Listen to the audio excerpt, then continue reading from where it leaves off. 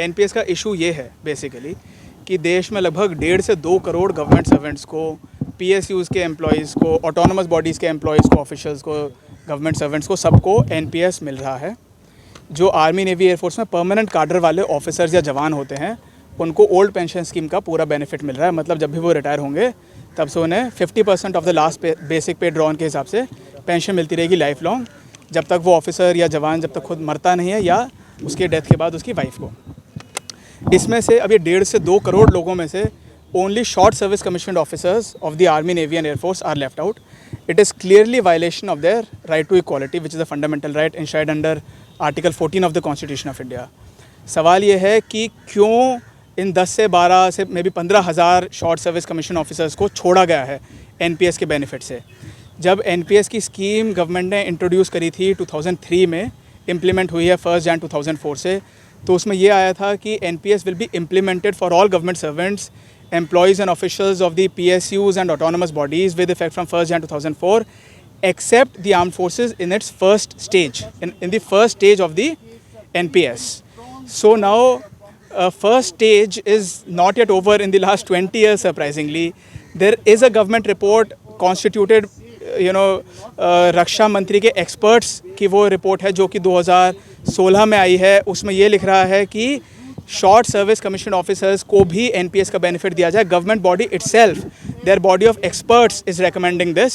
In this, the members of this body are very, very highly acclaimed officers of the armed forces. They are available all, in the Wikipedia and Google and everywhere else. And they are recommending that the benefits of NPS should be extended to short service commission officers also. But still, the government has not implemented it. When officers are writing RTI applications or other questions or writing applications asking for the benefit of NPS, they are being told that army officers, Navy, Air Force officers are already in receipt of certain benefits like canteen facilities, etc. Therefore, it is okay if they are not even getting NPS.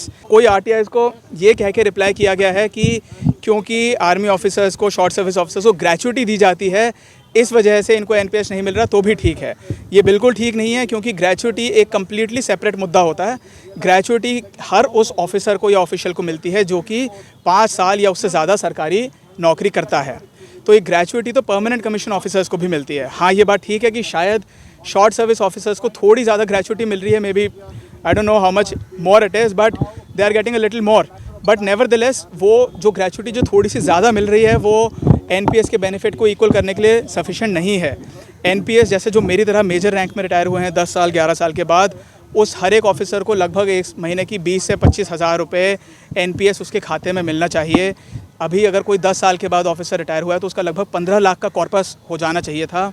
उसमें से लगभग 60% वो एकदम commute करा के, जैसे pension को commute कराते हैं, वो लमसम अमाउंट ले सकता है। मतलब लगभग 9 लाख रुपए उस ऑफिसर को एडिशनली मिलेंगे जब वो आर्मी, नेवी, एयरफोर्स से रिटायर होगा या रिलीज़ होगा। और वो 6 लाख जो बाकी का पैसा बचा वो इंस्टॉलमेंट्स में, मंथली इंस्टॉलमेंट के रूप में मिल सकता है, which is going to be a great huge support for any short service officer who wants to rehabilitate or resettle himself after getting released from the army. समस्या ये भी होती है कि 10 साल या 14 साल के बाद जब कोई ऑफिसर आर्मी, नेवी, एयरफोर्स से रिलीज़ होता है या रिटायर होता है, उसको सेकंड जॉब ढूंढने में बहुत समस्या होती है। I know many officers, they are desperately looking for a secondary employment. कुछ ऑफिसर्स ऐसे भी हैं जिनको मिल भी गई हैं दूसरी नौकरियां, वो फिर भी बहुत आतुर हैं, बहुत ज़्यादा रेस्टलेस हैं कि उनको कोई बेटर जॉब मिल पाए। और कई ऑफिसर्स ऐसे हैं जिनको 4 से 6 महीने के बाद दूसरी नौकरी मिली है। आप इमेजिन कीजिए, जो एक ऑफिसर जो लगभग 2 से ढाई लाख रुपए सीटीसी के बेसिस पे अपना जीवन पिछले 10 से 14 साल से व्यतीत कर रहा है, जिसकी वाइफ है या हस्बैंड है, बच्चे हैं, बूढ़े माँ बाप हैं, उसको नौकरी से वो एकदम निकल जाता है, उसके पास कोई सेकेंडरी एम्प्लॉयमेंट नहीं है। सरकार ने कोई प्रावधान नहीं बना रखा है कि उसको लैटरल अब्जॉर्प्शन मिले किसी और पीएसयू में या सरकारी नौकरी में। उसको, उस ऑफिसर को, most of these officer are compelled to look for private jobs. Practically बात ये होती है कि प्राइवेट जॉब्स वाले भी ठीक से नौकरियां नहीं ऑफ़र करते हैं। इनको अपने अल्टीमेटली दोस्तों से रिक्वेस्ट करना पड़ता है कि आप अपने अपने नेटवर्क्स में बात करिए। जैसे मान लीजिए मैं अमेज़ॉन में लग गया तो मेरे दोस्त बोलेंगे कि भाई हमारे लिए भी बात कर ले अमेज़ॉन वालों से कि हमारी भी नौकरी में लग जाए। अल्टीमेटली काफ़ी ऑफिसर्स को कॉम्प्रोमाइज़ करना पड़ता है अपनी जो एक if you are retiring as a major और एज ए लेफ्टिनेंट कर्नल। मैं आपको बताना चाहता हूँ, एक मेजर है अगर, वो इंडिया के ऑफिशियल ऑर्डर ऑफ प्रेसिडेंस में 42वें नंबर पे आता है। नंबर 1 पे आते हैं प्रेसिडेंट ऑफ इंडिया, नंबर 2 पे आते हैं vice president of India, then prime minister, etcetera etcetera. तो ये काफ़ी ऊंचा ओहदा होता है एक मेजर का, लेफ्टिनेंट कर्नल उससे थोड़ा ऊपर होते हैं। आप एक ये सोच के चलिए कि जो एक शॉर्ट सर्विस कमीशन ऑफिसर होता है जो कि ऑपरेशंस में भी जा रहा है, आर्मी में भी, नेवी में, एयरफोर्स में, शॉर्ट सर्विस ऑफिसर्स प्रेसिडेंट्स के, गवर्नर्स के एडीसी भी लगते हैं। एडीसी होता है ए डे कोर, मतलब कि वो ऑलमोस्ट उसके राइट हैंड होते हैं एक तरीके से as far as defence matters are concerned, या उसके काइंड ऑफ पर्सनल स्टाफ कह सकते हैं। तो इस तरीके के इंपॉर्टेंट अपॉइंटमेंट्स में भी शॉर्ट सर्विस ऑफिसर्स जाते हैं। यूनाइटेड नेशंस के मिशंस पे जाते हैं। कंपनी कमांडर्स होते हैं राष्ट्रीय राइफल्स में, असम राइफल्स में, बॉर्डर्स पे जाते हैं। इन ऑफिसर्स का क्या हम ये नहीं चाहते कि इनका हौसला बुलंद रहे, इनको ऐसा लगे कि इनके साथ अन्याय नहीं हो रहा है, इनको बराबरी का सम्मान दिया जा रहा है। इसमें मुद्दा सिर्फ पैसे का नहीं है, ये जो 10-15 लाख 20 लाख रुपए की बात है, that is not the only thing. The main issue is about the dignity of an officer. एक बहुत ही किसी के लिए गौरव की बात होती है कि वो अपने देश का कमीशन्ड ऑफिसर बना है, आर्मी, नेवी, एयरफोर्स का। जवानों के लिए भी बहुत गौरव की बात होती है। ये अपनी सोसाइटी में रोल मॉडल होते हैं, अपने लोकल एरिया के इन्फ्लुएंसर्स होते हैं। तो इनको अगर आप सम्मान नहीं देंगे तो इनका मोटिवेशन लेवल बहुत लो हो जाता है, और वो होना भी चाहिए। अगर किसी को लगता है कि मुझे आज से 2 साल 3 साल बाद मुझे परमानेंट कमीशन तो मिलेगा नहीं शायद, और अगर नहीं मिलता है तो मुझे कोई सेकेंडरी एम्प्लॉयमेंट की कोई गारंटी नहीं है। जो पैसा मेरे जितना ही काम करने वाले किसी भी सिविलियन गवर्नमेंट सर्वेंट को मिल रहा है, मेरे से वो भी मारा जा रहा है। अगर मान लीजिए आप ये सोच के नौकरी कर रहे हैं कि मुझे हर महीने 20 से 25 हज़ार रुपये कम मिल रहा है जितना मुझे मिलना चाहिए, उससे 20-25 हज़ार रुपये अगर महीना कम मिल रहा है, तो आप क्या मोटिवेशन से काम कर लेंगे। इशू ये है कि आज तक बहुत सारे ऑफिसर्स को पता ही नहीं है कि उनको 20-25 हज़ार रुपये महीना कम मिल रहा है, इसलिए वो शायद जैसे भी मोटिवेटेड हैं। But this news is spreading very fast. People are becoming aware very, it is spreading like a wildfire. I know at least 3,000 officers or maybe 10,000 officers who might be aware of the entire issue by now. So their all motivation levels are definitely going to drop. Now, do we want an army, navy and air force, the officers of which are leading soldiers, जो हमारे फौज के जो junior level के leaders हैं, वो ऐसे होने चाहिए क्या जो कि खुद ही डिमोटिवेटेड हैं। हम किस तरीके की फ़ौज को बनाएंगे, हम क्या पाकिस्तान चाइना से लड़ेंगे। बिल्कुल सर, ये पहला सवाल तो ये है कि एनपीएस में जो आपका दिक्कत आ रहा है वो कब से आ रहा है, इशू कब से आ रही है? 2004 से, 1 जनवरी 2004 से भारत सरकार ने एनपीएस को इम्प्लीमेंट किया। उसमें ये लिखा है, जैसा कि मैंने अभी कहा है, कि ये सारे स्टेट और सेंट्रल गवर्नमेंट ऑफिशियल्स को मिलेगा, पीएसयूज़ के ऑफिशियल्स को मिलेगा, ऑटोनमस बॉडीज़ को मिलेगा। बेसिकली हर एक व्यक्ति जिसको हम समझते हैं कि वो गवर्नमेंट सर्वेंट है, उसको मिल रहा है। सिर्फ आर्मी, नेवी, एयरफोर्स के शॉर्ट सर्विस कमीशन ऑफिसर्स को और मिलिट्री नर्सिंग सर्विस की महिलाएं जो लेडीज़ होती हैं, जो नर्सिंग ऑफिसर्स होते हैं आर्मी में, उनको छोड़ा गया है, जो कि मैं कह रहा हूँ एक साफ तौर पे अन्याय है। आर्टिकल 14 समानता के अधिकार का उल्लंघन है। तो अब तक आपने इसको लेकर क्या किया? अभी तक हम इसको लेकर सुप्रीम कोर्ट में गए हैं। 3 मई 2024 इस साल, अभी 3 महीने पहले, honourable chief justice of India DY Chandrachud साहब के कोर्ट में हमारा केस लगा था। वो obviously was the presiding officer of the court. There were 2 other judges also and the honorable CJI along with the 2 other judges, they were pleased to issue notice to the government. So basically अभी सरकार को अपना जवाब देना है इस मुद्दे पे, उनका क्या कहना है। अभी हाल ही में 5 तारीख को MNS ऑफिसर्स जो हैं, जो नर्सिंग ऑफिसर्स हैं आर्मी के, उन्होंने भी सुप्रीम कोर्ट में चले गए हैं। अभी तक टोटल 800 से ज़्यादा ऑफिसर्स ने अपनी अर्ज़ी लगा दी है सुप्रीम कोर्ट में। कम से कम 100 ऑफिसर्स और पेंडिंग हैं, जिनको हम धीरे धीरे करके सुप्रीम कोर्ट में जिनकी अर्ज़ी लगाएंगे। तो यही है। गवर्नमेंट के किसी मिनिस्टर, किसी मंत्री से आपकी बातचीत हुई इस मसले पर? नहीं जी, हम इसमें सिर्फ लीगल कोर्स अपना रहे हैं।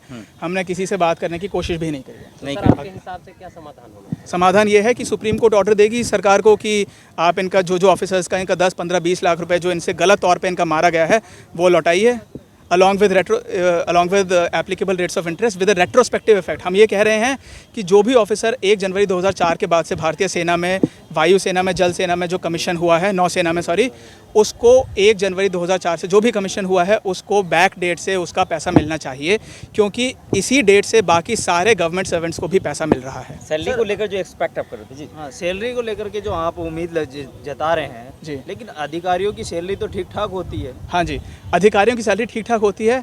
मैं ये कह रहा हूँ कि बाकी अधिकारियों की सैलरी भी तो ठीक ठाक होती है, जो बाकी सरकारी अधिकारी होते हैं उनको क्यों मिल रहा है। मैं ये कह रहा हूँ उनसे भी वापस ले लो। बाकी जो गवर्नमेंट सर्वेंट्स हैं ना, IAS ऑफिसर्स हैं, ब्यूरोक्रेट्स हैं, जजेस हैं लोअर लेवल वाले, ठीक है, PSUs के एम्प्लॉयज़ हैं, उन सबसे वो पैसा वापस ले लो, फिर कह दो कि सबकी ठीक ठाक है। मैं ये कह रहा हूँ, मेरे जो आप उसको दे रहे हो वही मुझे दे दो, बस मैं कोई ज़्यादा नहीं मांग रहा हूँ। और जो आप ये बात कह रहे हैं कि सैलरी ठीक ठाक होती है, आप ये फ़र्ज़ कीजिए, जो व्यक्ति एक पिछले 10 साल से 14 साल से जो 1.5-2 लाख रुपए के पैकेज पे जिसको लिव करने की, जिसको एग्जिस्टेंस की आदत पड़ गई है, जिसका एक बीवी है, बच्चे हैं, बूढ़े माँ बाप हैं, जिसके ऊपर 100 तरीके की लोन्स हैं, हाउस लोन है, कार लोन है, वो एकदम से अगर बेरोज़गार हो जाता है तो बहुत डिफ़िकल्ट होता है। लेकिन जैसा कि आपने ये बताया कि सबको ही सैलरी की ज़रूरत है, तो इसमें अग्निवीर को कैसे देख रहे हैं फिर आप? हाँ, अग्निवीरों का ये है कि जो एनपीएस में सरकार जो कंट्रीब्यूशन देती है एक नॉर्मल ऑफिशियल के खाते में एक गवर्नमेंट सर्वेंट को, उससे ऑलमोस्ट डबल गवर्नमेंट दे रही है अग्निवीरों को। अग्निवीर तो बहुत बढ़िया है। अग्निवीर मैं कह रहा हूँ शॉर्ट सर्विस कमीशन ऑफिसर से बहुत बहुत आगे हैं। ऑफ कोर्स उनका रैंक लोअर है, वो तो अलग बात है, वो तो उसी रैंक में भर्ती हुए हैं, लेकिन उनके जो terms and conditions of service हैं वो बेटर हैं। मतलब अगर आप ऑफिसर को ऑफिसर काडर से कंपेयर करें और जवानों को जवान से कंपेयर करें, एक अग्निवीर 18-19 साल की उम्र में भर्ती होता है भारतीय सेना में, वो 22-23 साल की उम्र में बाहर हो जाएगा, उसके पास लगभग 30-35 लाख का कॉर्पस बन जाता है। तो वो तो बहुत बढ़िया। 22-23 साल में जनरली उसने शादी नहीं करी होगी, उसके परिवार से कम रिस्पॉन्सिबिलिटीज़ होंगी, वो उसको आराम से दूसरी जॉब मिल जाएगी। यहाँ पे हम 35-37-40 साल की उम्र में रिटायर हो रहे हैं, कोई सेकेंडरी जॉब नहीं मिल रही है, एज रिलैक्सेशन नहीं मिल रहा है। सपोज़ अगर हम चाहें कि हम IAS में ट्राई करना चाहते हैं, एज रिलैक्सेशन उसके लिए 5 साल मिल रही है। ये शायद वो 10-20 साल पुरानी, 20-25-50 साल सरकार की पुरानी पॉलिसी होगी, जबकि शॉर्ट सर्विस कमीशन मिनिमम 5 साल के लिए होता था। अभी जब मिनिमम इन्होंने 10 साल के लिए कर दिया है, तो पूरे 10 साल का तो एज रिलैक्सेशन देना चाहिए ना। क्योंकि सपोज़ अगर मैं 7-8 साल बाद, 5 साल बाद, 9 साल बाद अगर मैं बाहर निकलना चाहता हूँ, तो आप मुझे नौकरी छोड़ने नहीं देते हो। अगर मैं रेजिग्नेशन की एप्लीकेशन डालूँ, मैं बहुत ऐसे ऑफिसर्स को जानता हूँ, 1-2 ऑफिसर्स ऐसे हैं जो मुझे अप्रोच कर चुके हैं, जिनके घुटने ऑलमोस्ट गल गए हैं। उनको फौजी डॉक्टर कह रहे हैं कि अगर आपने 1-2 साल और इस तरीके की डिफ़िकल्ट ड्यूटीज़ करी तो आप परमानेंटली ज़िंदगी भर के लिए अपाहिज हो जाओगे। वो रिज़ाइन करना चाह रहे हैं, उनको रिज़ाइन नहीं करने दे रही है फ़ौज। आप 10 साल करने के लिए नौकरी मजबूर करते हो एक व्यक्ति को, 10 साल के बाद दूसरी नौकरी नहीं देते हो, एज रिलैक्सेशन देते हो सिर्फ 5 साल के लिए, वो व्यक्ति कहाँ जाएगा? सवाल ये है कि एनपीएस का जिसका आप जिक्र कर रहे हैं और अग्निवीर का जो जिक्र कर रहे हैं, फिर फ़र्क क्या रहेगा उसमें? फ़र्क देखिए, अग्निवीर जो बंदा है ना, उसका पूरा भर्ती ही डिफरेंट है। वो 12वीं पास है। जो ऑफिसर है वो कम से कम ग्रेजुएट है। जैसे कोई इंजीनियर है, कोई डॉक्टर है, हमारे जैसा वकील है, तो डिफरेंट एंट्री है। ऑफिसर्स अलग तरीके से कमीशन होते हैं, उनका एक SSB होता है, सर्विसेज सिलेक्शन बोर्ड होता है। जवानों के लिए, अग्निवीरों के लिए उनका सिर्फ भागने दौड़ने का टेस्ट होता है, उनका सिर्फ मेडिकल होता है। तो वो तो पूरी की पूरी कैटेगरी ही अलग है। तो थोड़ा बहुत डिफरेंसेस तो ऑब्वियसली होंगे, लेकिन मैं ये कह रहा हूँ जो इतना हवा बना हुआ है अग्निवीरों के बारे में, मैं उस पर टिप्पणी नहीं कर रहा हूँ। वो शायद ठीक होगा या गलत होगा, मेरे को नहीं पता। मतलब मेरे अपने व्यूज़ हैं, मैं वो यहाँ पे प्रकट नहीं कर रहा हूँ। सेकेंडरी जॉब का आ रहा है। मैं ये कह रहा हूँ कि अगर आप किसी को 35-40 साल की उम्र में एकदम से नौकरी से निकाल रहे हैं, मजबूर कर रहे हैं, कम से कम उसके पास एक ऐसा ऑप्शन तो होना चाहिए कि उसको इज्जत की नौकरी मिल सके। बल्कि ये तो बहुत आसान समाधान है। मैं अगर बताता हूँ, 1 साल में भारतीय सेना से, आर्मी, नेवी, एयरफोर्स से लगभग शायद 500 से 1000 ऑफिसर्स होंगे जो कि हमारी तरह से रिलीज़ हो जाते हैं, या उसको जो शॉर्ट सर्विस ऑफिसर्स होते हैं उनको रिलीज़ कहा जाता है या रिटायरमेंट कह दिया जाता है। तो ऐसे अगर 1000 या 500 ऑफिसर्स हैं, 1 साल में देश भर में कम से कम 40-50 हज़ार शायद वैकेंसीज आती होंगी अलग अलग रैंक्स की ऑफिसर हमारे टाइप के काडर के लिए। स्टेट गवर्नमेंट में, सेंट्रल गवर्नमेंट में, PSUs में, ऑटोनमस बॉडीज़ में, कहीं पे भी अब्जॉर्ब कर लो। जो एक भारतीय सेना से या नौसेना से या वायुसेना से रिटायर हुआ है ऑफिसर, आपको पता है कि उसका रिकॉर्ड ठीक है, वो लगभग डिसिप्लिन्ड आदमी है, कम से कम 99% डिसिप्लिन्ड है आदमी या लेडी या मेल जो भी निकला है बाहर। उसका सर्विस रिकॉर्ड ठीक है, वो बेईमान नहीं है, वो पंक्चुअल है, डिसिप्लिन्ड है, बढ़िया तरीके का व्यक्ति है। At least he is much better than what you will normally get outside. आपको उसका पुलिस वेरिफिकेशन कराने की फिर से ज़रूरत नहीं है। कहीं भी उसको नौकरी दे दो, किसी भी PSU में अब्जॉर्ब कर लो, उसकी स्टेट पुलिस फोर्सेस में अब्जॉर्ब कर लो, इक्विवेलेंट रैंक पे। समस्या ये है, अभी उनको इक्विवेलेंट रैंक पे भी अब्जॉर्ब नहीं करता है। मैं जानता हूँ, मेरे पास अभी 3 दिन पहले एक ऑफिसर का मैसेज आया है, उसने 10 साल पहले शायद 80,400 रुपये के पे स्केल से वो रिलीज़ हुआ है, नेवी ऑफिसर। उन साहब ने कहीं एक यूनिवर्सिटी है, मैं उसका नाम नहीं लूँगा, वहाँ पे उन्होंने एम्प्लॉयमेंट पाया है। 56,000 रुपये के पे स्केल से उन्हें मिला है। आप ये इमेजिन करिए, मतलब अगर 56,000 रुपये का पे स्केल मिला है तो ऑलमोस्ट उनकी कम से कम 50,000 रुपये मंथली पेमेंट कम हो गई। उसके आत्मसम्मान का क्या? उनके जो आसपास के लोग हैं, पड़ोसी हैं, रिश्तेदार हैं, वो पूछेंगे कि भाई आपको अब कम सैलरी क्यों मिल रही है? वो क्या जवाब देगा? और उसका खुद का सस्टेनेंस का क्या होगा? जो सैलरी बेसिस पे व्यक्ति होते हैं, आप में से कई होंगे शायद, उनमें उनकी आधी सैलरी लगभग EMIs में चली जाती है। होम लोन, कार लोन, फलाना लोन, किसी की तनख्वाह देनी है वगैरह वगैरह। तो जिस आदमी की आपने एकदम से 25% तनख्वाह ही कम उस व्यक्ति की हो गई है, जो मान लीजिए 4-5 महीने वो अनएम्प्लॉयड रहा होगा, अगर 4 महीने वो अनएम्प्लॉयड रहा, 4 महीने को गुणा करे 2 लाख से, 8 लाख रुपये का उसका सीधा सीधा लॉस हो गया है। कायदे से ये होना चाहिए, अगर 14 मार्च को मैं रिटायर हुआ हूँ, 15 मार्च को I should be able to step into a new office. या तो आप मुझे परमानेंट कमीशन का मौका दीजिए, या मुझे दूसरी जॉब दीजिए उसी सम्मान, उसी रैंक की। एक सवाल आखिरी में ये बता दीजिए कि आप गवर्नमेंट से क्या मांग करना चाहते मैंने अभी बोला, हम चाहते हैं हमें रेट्रोस्पेक्टिव इफेक्ट से, जिस दिन से हम कमीशन हुए हैं उस दिन से हमें प्रॉपर सरकारी रेट ऑफ इंटरेस्ट के साथ हमें पूरा का पूरा पैसा मिले। वो जिस भी रूप में मिले, जिस तरीके से मिले, रूप का मतलब जिस तरीके से, मान लीजिए 60% अभी मिलेगा, कुछ बाद में मंथली इंस्टॉलमेंट मिलेगा, वो जैसे भी करें that is a separate matter. लेकिन हमें हमारा पूरा पैसा जितना भी बनता है अलॉन्ग विद इंटरेस्ट, एक एक रुपये की कैलकुलेशन करके मिलना चाहिए, जैसे कि हमारा पैसा काटा जाता है।